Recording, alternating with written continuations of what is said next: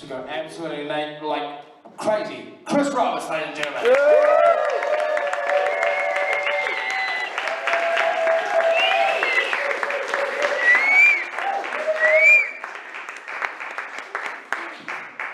Yeah, that was the start I was looking for. That was a really lovely intro, but I think I should paraphrase it with going, I wasn't supposed to be here tonight. So honestly, this is kind of on the spot. My name's Chris Roberts. I used to work in academia, but I don't anymore. I spent 5 wonderful years working as an academic researcher at the University of Manchester, doing essentially 3 things. The first one was the academic research that I loved and that I was passionate about, that I am not talking about this evening. And then I used to do an awful lot of incidental shit that my supervisor thought was important. It wasn't. And I used to spend a lot of time doing organisational tasks which the university had sent to me. And after the first year, it was kind of an even split. And as the years went on, the research shrunk and the other 2 tasks grew and grew and grew until it just looked like a giant pair of ugly balls. And I thought, fuck it, I am out of here, I have had enough. So, my supervisor, but then I found a better way of doing this, which is instead, I took a role as an administrator, which now means I spend my mornings sending as much incidental, instructional tasks his way every Monday morning. You can't believe how satisfying it is to send someone 5 messages in a row, all about wellness and how important it is to not spend too much time reading emails sat behind the computer. So once I got through that, I decided, actually, I better pay attention to my new job in the administrative role. And I know you're now wondering, Chris, what is this job you do? And I will tell you, I am an impact officer. And you're going to go, Chris, oh, what the fuck does that mean?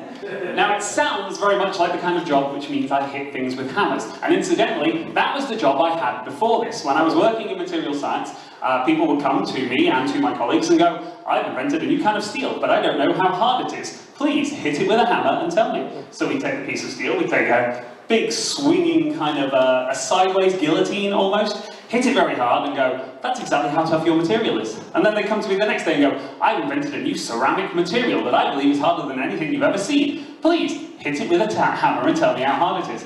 So we put it on, we hit it with a hammer, we tell them how hard it was.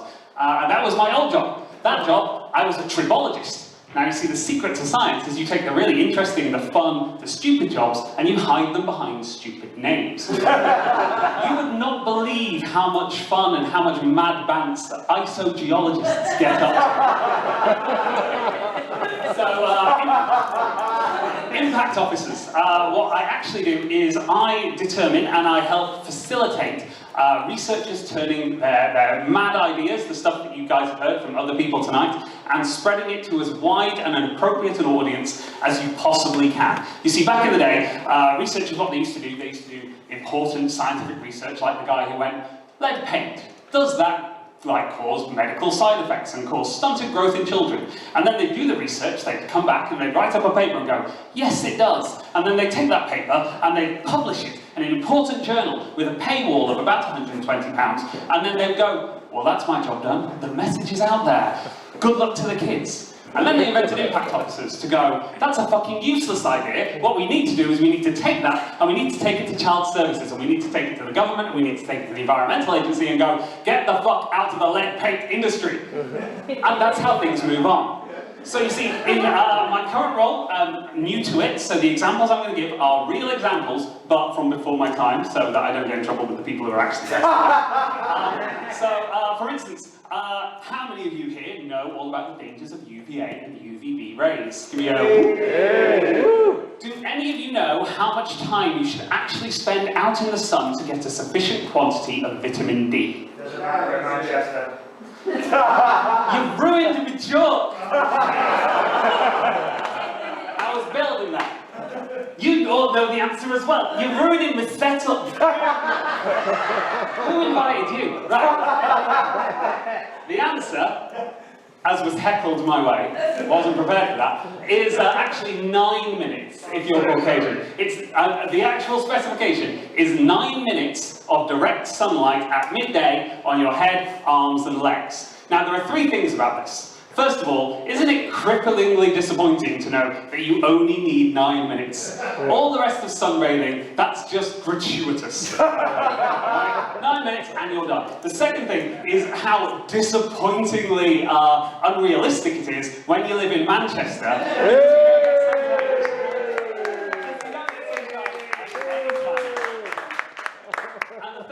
I want to refer you back to the very specific wording that was used, which is 9 minutes of midday sunshine on your head, arms and legs. Now, I don't know about you, but I don't tend to spend my time hiding from the sunshine up until that point to use the 9 minutes in the middle of the day.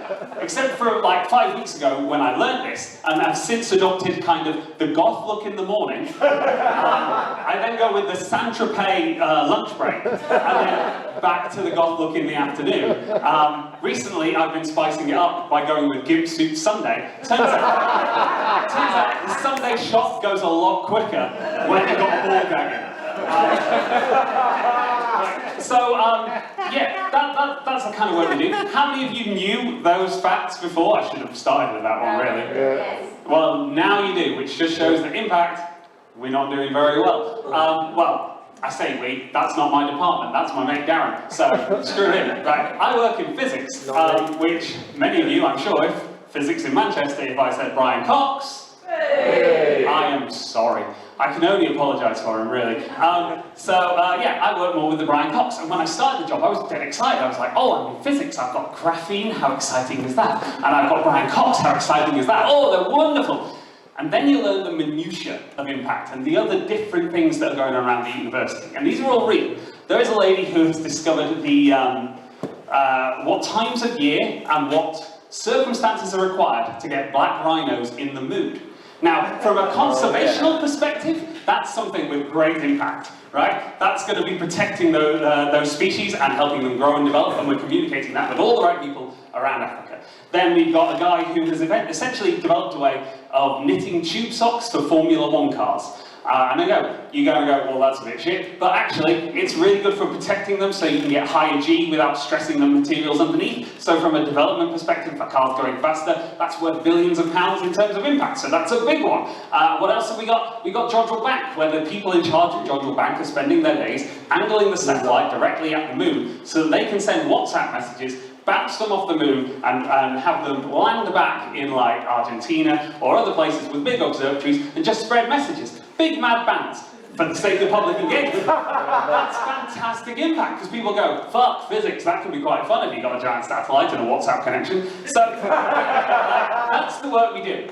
And basically my day-to-day job is I sit down with people and I say, so tell me about your research and what you've done. And someone will say, well, I've discovered a way to combine graphene with latex. And you go, okay, why? And they go, well, it gives it better thermal conductivity. And you go, okay, why? And they say, well, we want to make a graphene condom. And you go, okay, why? Like, well, we want to reduce the number of STDs and unplanned pregnancies. So we thought the reason that people don't wear condoms is obviously the poor thermal conductivity. And you're like, okay, why? I mean, I hope I'm not too graphic, but the many times that I've stood naked in my bedroom and have wrapped up my member, I've never gone, well, I am chilly. This is unpleasant. If only there was some kind of friction activity I could do to warm myself up quite quickly. If anything, the thermal conductivity is surely the kind of thing that gets you going a little bit quicker. Real case, Bill Gates funded it. Do you want me in Bill Gates? Windows man. Windows man funded that. Not the man who's actually window. The actual man from Windows. So yeah, that's an actual case. And for the most part, they are wonderful, fantastic human beings that I would love to spend more of my time with. The people who run Jodrell Bank, I want to adopt them, they're beautiful. But then you get the ones who are absolute shits. The ones who you go, right, so you've told me all about your project, it's fantastic. If you would just fill in this 5-page document, we can give you about £1 million. And they're like, oh, but it's hard. And you're an administrator, can't you do it? And you're like, fuck me, I'm not your parent. So, you come back to them and you go, right, I've written, Dear Daddy, happy birthday on it, and I've written your name at the bottom, would you mind just telling them a little bit more about your day? Like, oh, I don't want to. You're like, what did you do? I went outside. You're like, well, write that down. I don't want to. Write it down. Just put the little message. There's £1 million coming your way. Just write it. Just write it. Finally sign it. And you go, okay. And then you take that off them, and of course you wrap the present, and you put it in the envelope, and you send it off to the people. And then Daddy, or the financial body, come back and go, oh my God, this is amazing. Who wrote this? And they go, I did. It was me. Did you have any help? No. No, it was all me. I want my £1 million. And they give them the £1 million, and then they're like, aha, I did amazing. Are you going to do any of the things that you wrote in this? Like, no, I've got my £1 million. And then I go, fuck you. But I don't actually go, fuck you, because that would be unprofessional. Instead I go, have you seen this email all about wellness? You shouldn't spend too long reading emails.